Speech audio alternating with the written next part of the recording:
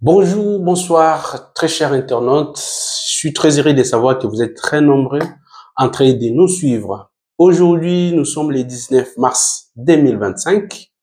Eh bien, les génies de Tshisekedi attestés par le temps. Nous allons en faire en deux parties.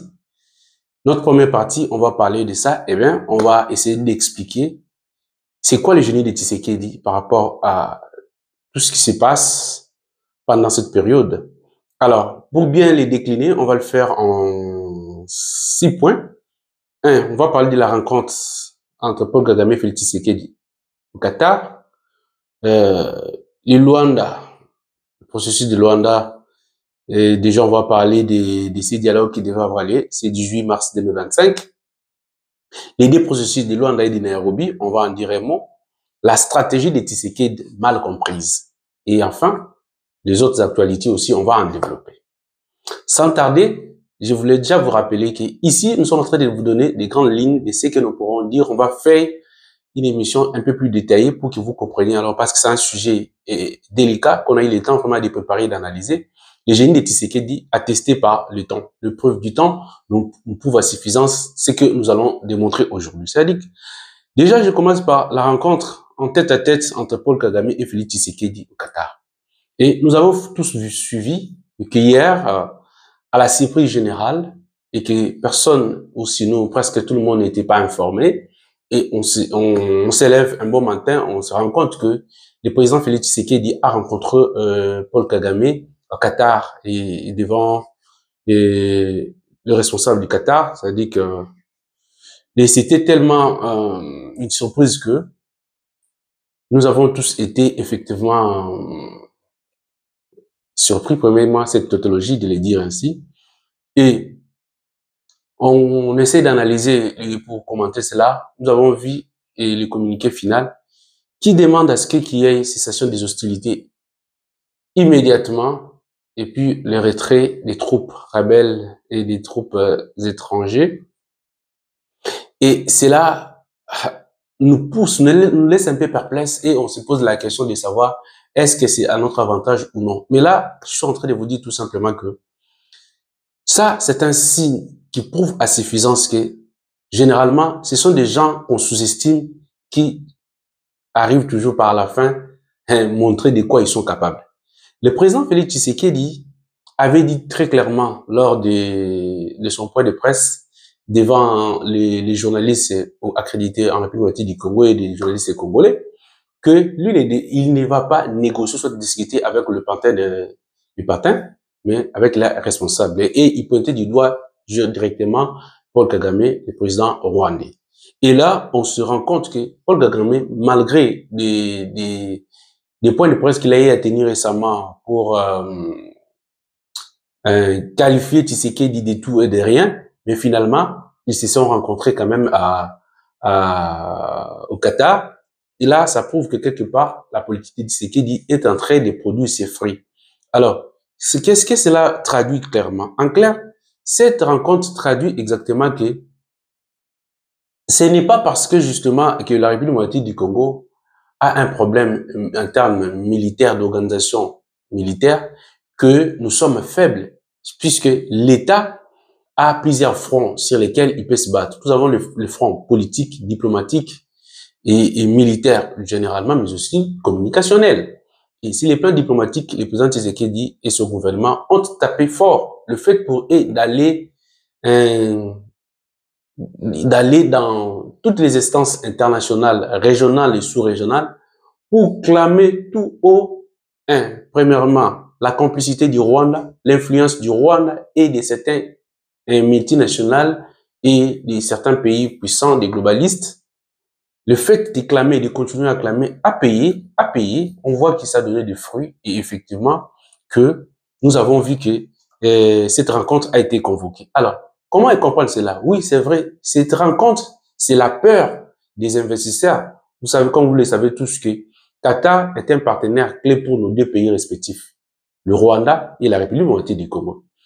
Qatar a investi beaucoup au Rwanda. Et le fait d'avoir investi beaucoup au Rwanda et le contrepartie de ce que le Rwanda devrait payer au Qatar, c'était l'or. dès lors que Rwanda avait estimé, présenté comme quoi que c'est lui qui les disposait, qu'il devait payer les investissements qataris au Rwanda par de l'or, et que le Qatar, ayant vu l'évolution diplomatique de la problématique au niveau de la région, notamment la République du Congo, il se rend compte qu'effectivement que le président Tshisekedi n'est pas le moindre.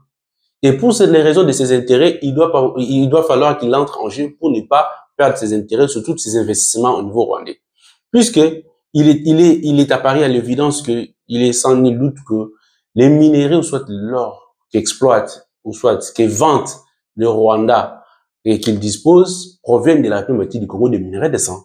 Et tout le monde aujourd'hui est en train de me prouver à la face du monde que Kagame, c'est quelqu'un qui pille en tuant des Congolais, en créant de l'insécurité du Congo, alors que le fait de créer de l'insécurité au Congo, ça crée de l'instabilité dans la région, parce que le Congo lui-même peut inclure tous ces pays voisins qui l'entourent. Donc la région, surtout en Afrique centrale, est essentiellement constituée de l'espace congolais. Donc le manque de paix dans l'espace congolais va déstabiliser carrément l'Afrique centrale, mais aussi la région. Nous avons par exemple au cas de la SADC aussi, ils sont en train de voir cela déjà comme un handicap qui pourra préjudier des affaires, des échanges commerciaux. Et nous sommes dans un monde où on est en train de lutter sur des échanges commerciaux, de leadership économique pour pouvoir s'asseoir sur le plan militaire.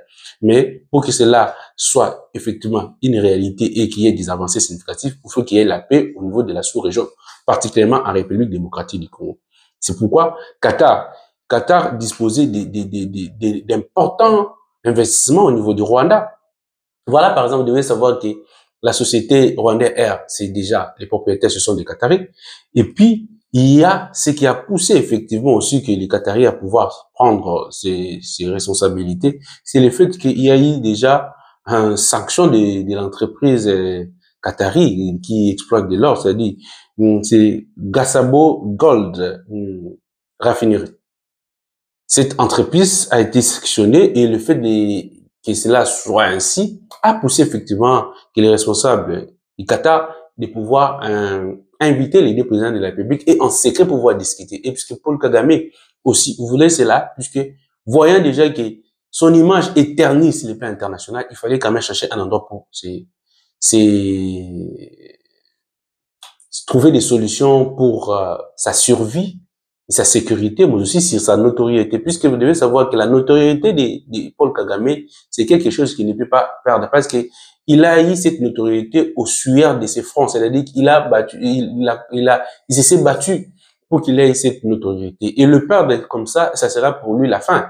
Donc du coup, il doit chercher à maintenir sa notoriété, mais aussi sa survie, à la fois politique, mais aussi humaine. Donc du coup, il a sauté sur le roi, donc en participant à cette rencontre de tête à tête, et du coup, et là, nous avons tous suivi qu'on demande qu'il y a cesser les faits dans l'immédiat, et déjà là, c'est une manière de dire à Paul Kagame, et une manière pour Paul Kagame aussi de confirmer effectivement qu'il a la même mise dans la partie est de la République du Congo, et que des troubles qui se passent, qui se vivent dans cette partie, et c'est lui qui en est le maître. Et donc, ça devient de plus en plus clair, c'est ça ce qui s'est passé au niveau des Qatar. Donc, pour des raisons économiques, que le Qatar voyait que ça commençait déjà à boiter par le fait que le Congo a fait preuve de maturité dans sa diplomatie et dans sa stratégie.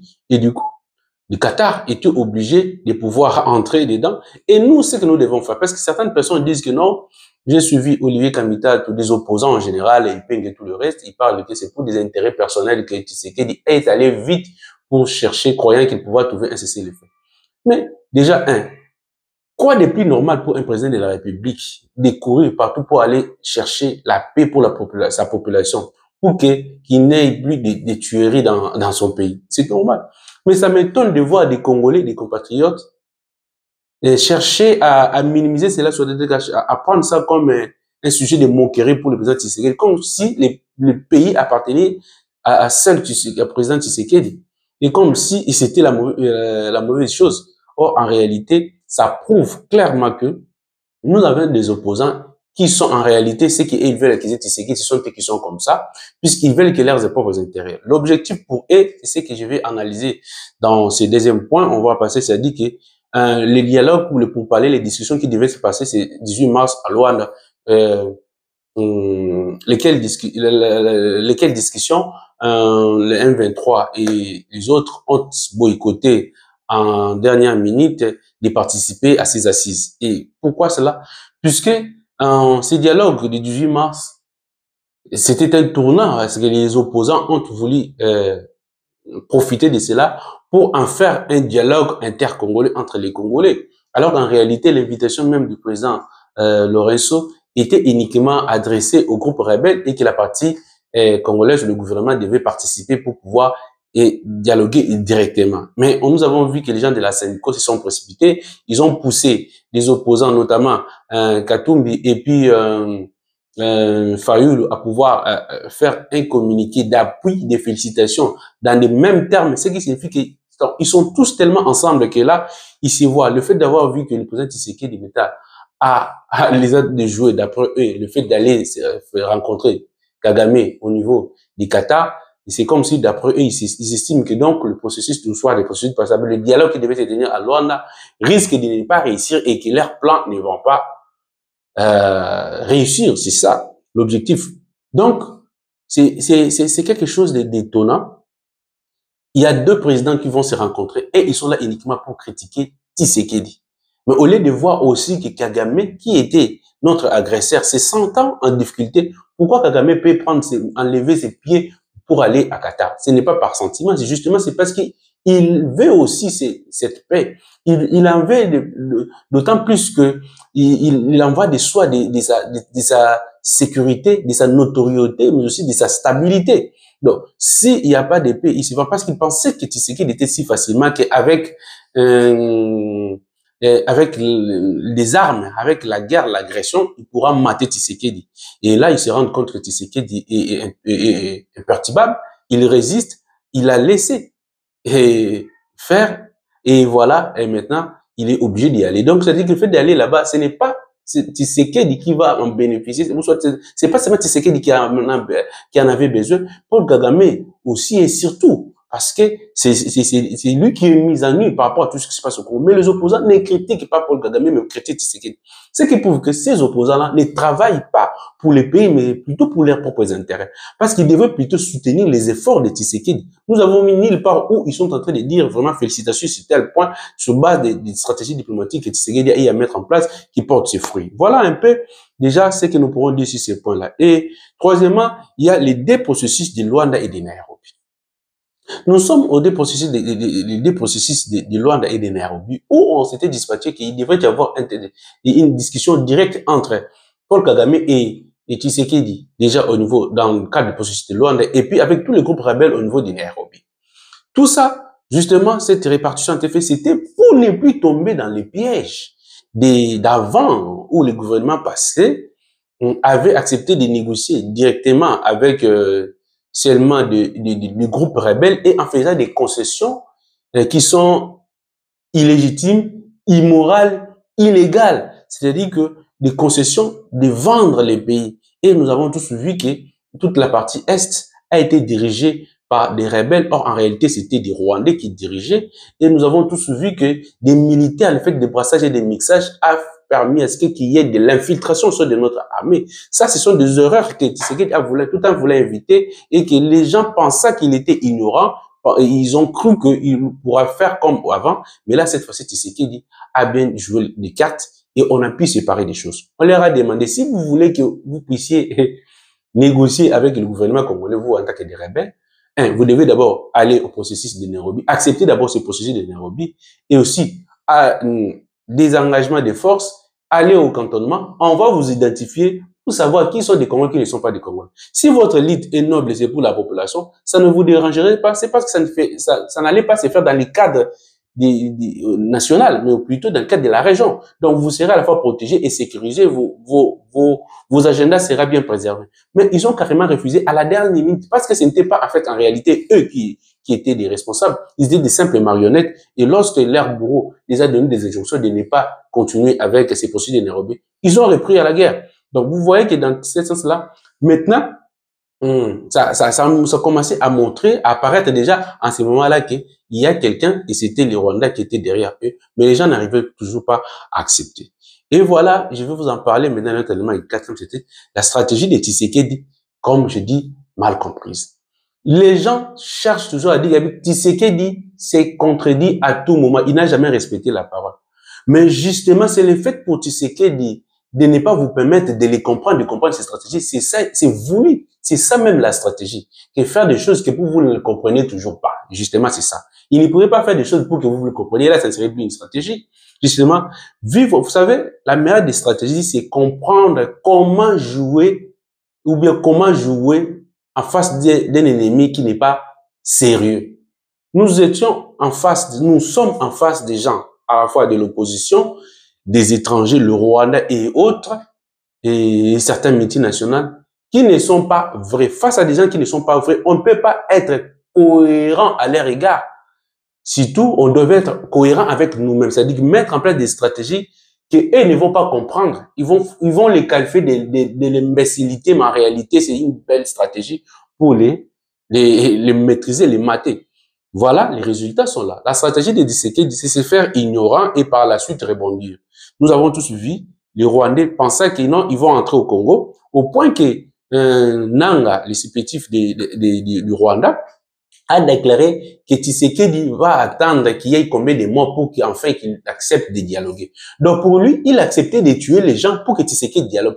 Voyez-vous à quel niveau que l'humain est devenu inhumain, c'est-à-dire que pour lui, la vie des êtres humains ne compte pas. Donc vous acceptez de tuer les gens pour faire peur à l'autre. Donc est-ce que vous êtes humain? Et après vous allez chercher à venir diriger de ces mêmes humains-là.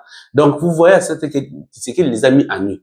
Et le fait qu'ils ont entré, le Rwanda refusait toujours d'accepter qu'il était derrière des M23, mais cette fois-ci, ils sont entrés et là, ça apparaît clairement que c'était des militaires rwandais, tout maintenant au ONU. Et les responsabilités seront établies. Et nous avons poussé au niveau de la diplomatie et nous avons eu des sanctions. Une résolution a été prise. Les sanctions au niveau de l'Union européenne ont été prises. Les États-Unis ont sanctionné. L'accord de partenariat est en train d'être à jour. Et le Qatar étant un partenaire clé aussi des États-Unis, nous avons d'abord commencé par les États-Unis. Après avoir déjà mis en place tous les cadres avec les États-Unis, les Qatariens ne devraient toujours emboîter les pas parce qu'il en va de soi pour les intérêts, parce que c'est du business. Comme je vous dis, dans les relations internationales, il n'y a pas d'amis, il n'y a que des intérêts. Puisque les gens qui disent qu'il est Tshisekedi, c'est-à-dire l'aller là-bas, il va s'exposer, on l'a chassé ici au niveau de l'ONU, mais ils se trompent ces gens-là parce qu'ils ne comprennent pas comment fonctionnent les relations internationales, comment se comporte la vie internationale, c'est un jeu d'intérêts. Et là, les Qataris, ils sont là, ils sont en train de négocier pour leurs propres intérêts. Et nous, ça nous déjoue, c'est pourquoi j'ai dit, nous devons mettre en place l'université pour maintenant voir devant cette carte comment nous devons jouer nos jeux. Nos plans, on va le faire. Et là, Tshisekedi a bien joué le coup, donc ça son avantage. Et voilà, je vais me limiter là. Je vais revenir encore avec des détails. Vous allez comprendre maintenant alors là avec des preuves, des images, avec des calculs que nous allons commencer à faire pour que vous compreniez exactement quel est le jeu, comment se passent les choses, quelle sera l'issue et quelle est en fait, en réalité, la stratégie détaillée de Tshisekedi pour arriver à ce résultat. Et voilà, très chers internautes, je me présente, je suis Guilhem Ikobikwete, juriste de formation, expert en politique publique et en stratégie de développement, chercheur et aussi diplômé en ressources humaines et négociateur. Si c'est pour la première fois que vous participez à cette émission, ce que je vous demande, c'est de cliquer de vous abonner, de cliquer sur la cloche de notification, mais aussi surtout de faire une large diffusion par vos partages. Quant à moi, je vous dis bonjour, bonsoir, suivant l'heure à laquelle vous allez nous suivre et à bientôt.